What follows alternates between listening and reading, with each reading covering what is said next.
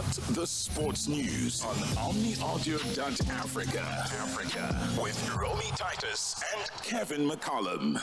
Were you using AGT foods yesterday? I think you made a hummus there of some sort. I did. I made a lentil hummus. I'm cooking a lot these days. Oh. It's just, I'm trying to get healthy. I'm just waiting for my AGT foods delivery. Okay. Let me know how it goes. We shall arrive one day. One day soon. And one day we've got VAR. VAR. Daniel Bennett's on the line. Daniel, good morning to you. Good morning to you and the listeners, and to the breakfast team. Thank you very much. VAR, the VAR side, what is your feeling? There's a lot of talk about it, but with regards to implementing it, when in Africa, when the costs high, do you think it's viable? The issue is there's obviously the debate between SAFA and PSL as to who has to run it. Yeah. Now, according to the IFAB procedure book for VAR, the federation, because match officials belong to the federation, SAFA have to be in charge of the implementation of VAR as a system. Yeah. Obviously, with no money, the PSL have come in and said, we've got the money, but we want to run VAR. So, let's say, for instance, in the EPL, the FA, they implement VAR. Yeah. The EPL only use it for their league. So there's a little bit of conflict of sort of like who must own VAR, because PSL are putting the money, they want to own it. Mm-hmm. But it actually has to be run by the federation, and that's the glitch that we're sitting with at the moment. But surely that can be resolved, Daniel, don't you think? Because can't these two, who seem to kind of get along, bodies sit down and just work it out so that it is done? But a part of me is also like there's a hindrance for a reason. And, I mean, what could that reason possibly be? Well, the hindrance is exactly what I just mentioned. And what... Sure, is it only a money thing? And an implementation thing and not... Yeah, look, VAR is very expensive. I think it's $3 million for the implementation. And then every 2 or 3 years, you have to renew your license, because obviously the technology gets upgraded. There's new training. The laws of the game change. So now you've got to retrain all the VARs, the AVARs. The issue here is, I think, Mr. McKenzie, our sports minister, wants it so badly. Yeah. And I think he needs to just sit down with both boards, the board of PSL and the executive of SAFA, and basically, what I do with my two boys, bash their heads together when they're misbehaving.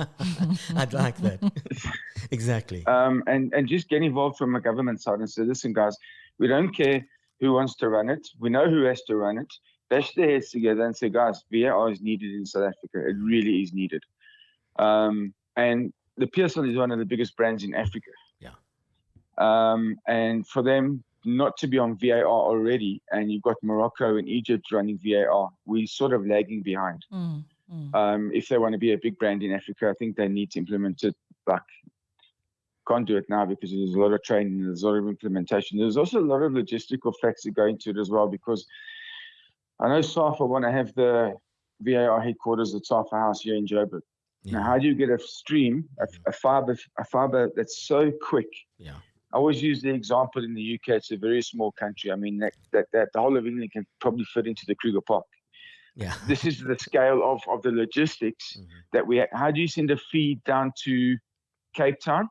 Yeah. Get that feed back to the VAR center in the amount of time that it needs to happen. Same thing like Toyando. It's far. We need quick fiber speed, because that decision has to be made instantaneous. So there are obviously loads of logistical things as well. But when it comes to the implementation, that's the thing that will come into whatever company they decide to hire, whether it's Hawkeye or Media Sports, whoever, V6 Sports, whoever they are, they need to sort those logistic problems out. But at the moment, we just need to agree, guys, let's get VAR, let's get PSL and SAFA to agree, and then let's just move with it. And then the logistics can come later. Do you think that referees are ready for this? Because obviously we have seen in recent games some really sketchy calls being made. We're scratching our heads wondering, chatted to the head of referees out at SAFA as well. And refs, as you know, would have a bad day, sometimes a good day. Yeah. And so it goes, human error at the end of the day. But are they ready and in your opinion adequately trained for them now to move on to the next level, which is VAR and everything that it comes with?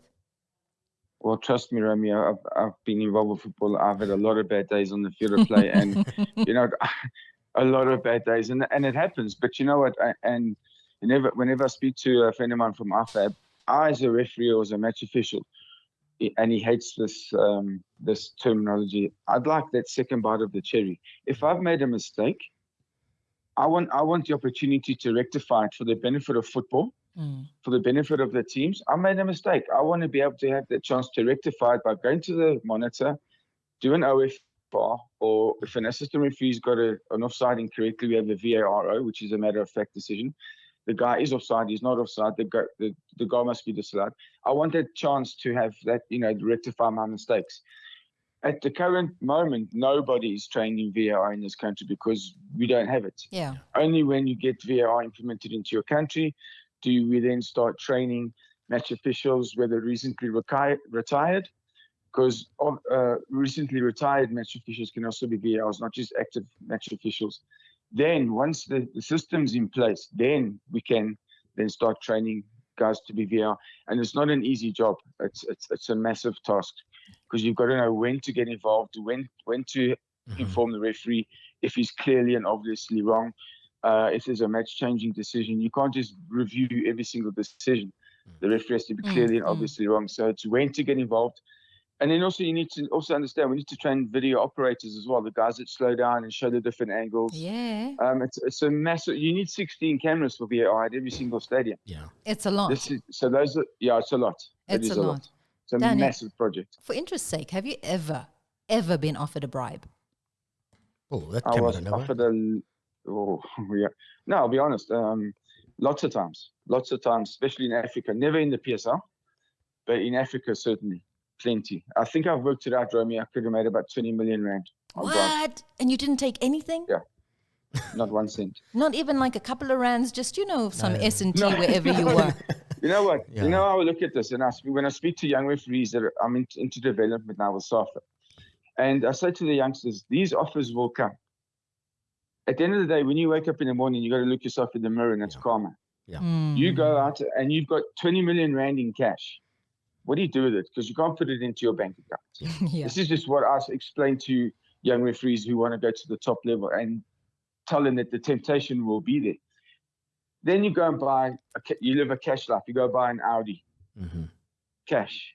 You drive out of the showroom floor, in the car with your kids, and somebody hits you and your kids die. This is a very bit dramatic, but then you've got to live with that pain. And that's a graphic picture or dramatic picture of, at the end of the day, it's really not worth it, because if you get caught, you are painted with that brush for the rest of your life. You can make an honest mistake in a football match, and everybody will be saying, he's up to his nonsense again. Yeah. Exactly. So you've got that reputation. There's too many eyes on people these days. Too many eyes on. And everybody's got a camera, a phone with the camera. It's just not worth it. And I think that's what VAR also helps us with, is it prevents corruption, because now you've got Big Brother watching. Yeah. But I mean, at the end of the day also, I mean, it's a lot of money that you mentioned there. And referees, the jobs, I do not envy that of a ref or of a coach. But is it time also where refs should be paid, what they deserve, so that it does sway everyone away? I'm not saying people do take bribes, but the offers are there. And sometimes you might need that money. I think the PSL match officials are paid pretty much decently. I know there are increases every year. And the good thing about the PSL is you get games according to your performance. So if you're not performing, you don't get games. So therefore, the onus is on you to perform at your best, obviously your optimum, to get more games. If you're not performing, you don't get games. So the more games you do, the more you get paid, if that makes any sense. But I think that the PSL match official, when I was still active, I wasn't making bad money. Also, the knock-on effect of that is, if you do well in your national league, you then get promoted to CAF and FIFA. Right. That's where the money is. Right. So the incentive is to do as many games as you can, then get onto CAF, and then once you get onto FIFA, that's when the money starts as well. Because FIFA and CAF pay very, very well. So there's incentives. It's all incentivized. just getting back to VAR, I mean, how different is the pressure from being a ref on the field to you, would you think, to being a VAR ref? I mean, who has the most pressure, do you think? Does one lift the pressure off the other, or how does it work? Can I tell you a story here? Sure. So the Italian ref who did the 2014 World Cup final in Brazil, Rizzoli, he retired after he did the final, and then he became head of VAR in Italy. He did his first game as a VAR, and he said he was more nervous being a VAR than he did for the World Cup final. Because the buck stops at you. Yeah. If you make a mistake as a VAR, that's worse than the referee making a mistake on the field of play. Exactly. Because you've got the benefit of camera angles, you've got the slow motion replays, you've got the different angles. Referee has 1 second to make a decision on the field of play with one angle, only his eyesight. Now you've got 16 different camera angles. You've got a video operator that's slowing the play down for you. You make a mistake, you're in more trouble. Exactly. Yeah. You look a bit more foolish and a bit more dark. Exactly. I think for me, the essence for VAR, the protocol should be strict and in order. So your protocols, this is what you follow, and it makes it like cricket, like the fourth umpire, third umpire decision in cricket. So you got your protocols. You go through steps, and and obviously it's a very different sport. Yeah. There's 4 protocols for VAR. It's like whenever there's a goal that's scored, it's always checked. Yeah. Whether there's a tight offside or onside, whatever. Then obviously mistaken identity. If a player is incorrectly given an incorrect card. I mean, I was watching Champions League last week with the referee, and I think it was the Real Madrid match, gave a wrong yellow card. And VAR said, listen, you cautioned the wrong player. So you need to take that yellow card away and give it to the correct player. Then it's obviously all red cards are checked. So there are various protocols. There's 4 of them where that's the only time when a VAR can get involved. So we're not going to be reviewing every single corner, every single throw-in, every single goal kick, or every single challenge. There's 4 particular protocols that can only be analysed through VAR. That's perfect. Yeah, because we might be there all day, 90 minutes is all we need. Maybe 90 minutes becomes 2 hours. Correct. I guess that's the danger as well. But like you said, not everything can be reviewed. Daniel, always great chatting to you. Thank you so much for joining us this morning. Much, Take care, Kevin. You too. Just some insight there. I mean, taking a look also at just how much it would be to implement VAR in South Africa, 80 million rand for the rollout. And they're saying in April, despite opposition from club bosses, so there is that pushback, then Minister Gayton McKenzie is saying that he would put down the deposit to help SA football implement the technology in South African football. Man, April this next month, where are we with this? And an additional 70,000 rand per game. Well, April 1st is coming up. April Fool's Day. Anyway. Let's see. VAR and April Fool's, same thing for me at the moment. Tomorrow's early Friday. Is it? Yes, it is. Yes, it is. We're back. See you soon. Cheers. Bigger, harder. The sports news on OmniAudio.Africa. With Romy Titus and Kevin McCallum.